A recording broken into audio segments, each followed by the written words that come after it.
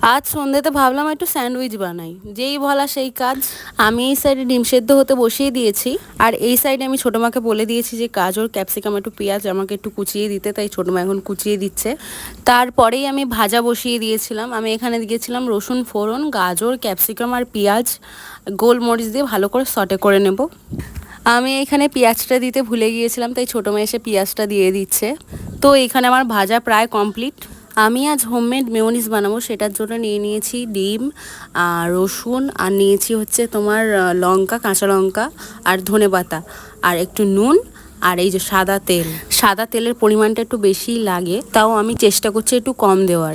আমি যেহেতু ওই সাইডে পাউরুটি শেখছিলাম, ওই জন্য ছোটো মাকে বললাম মিক্সিতে পেস্ট করে দিতে মেয়োনিজটা। এই যে এখানে আমার মেয়োনিজ কমপ্লিট।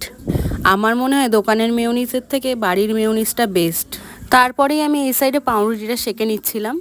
এতগুলো পাউরুটি এখন আমি সেঁকবো। আমি প্রথমে কড়াইতে বাটার দিয়ে নিয়েছি, বাটার দিয়ে ভালো করে সেঁকে নেবো পাউরুটিগুলোকে। আর এতগুলো পাউরুটি সেঁকারও কারণ আছে, কারণ কি আমাদের বাড়িতে অনেক লোক।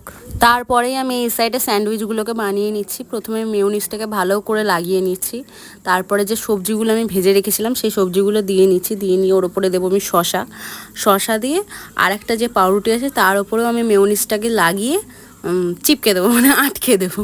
তো এখানে আমার স্যান্ডউইচ বানানো কমপ্লিট। ভালো হয়েছে? হ্যাঁ একদম ফাইন। দেখি আদু ভালো হয়েছে? ভালো হয়েছে ঈশানু? ভালো হয়েছে? ভালো হয়েছে। তো নেক্সট ভিডিওতে দেখা হচ্ছে। ভিডিওটা ভালো লাগলে অবশ্যই লাইক করে দিও। আজকের মতন টাটা।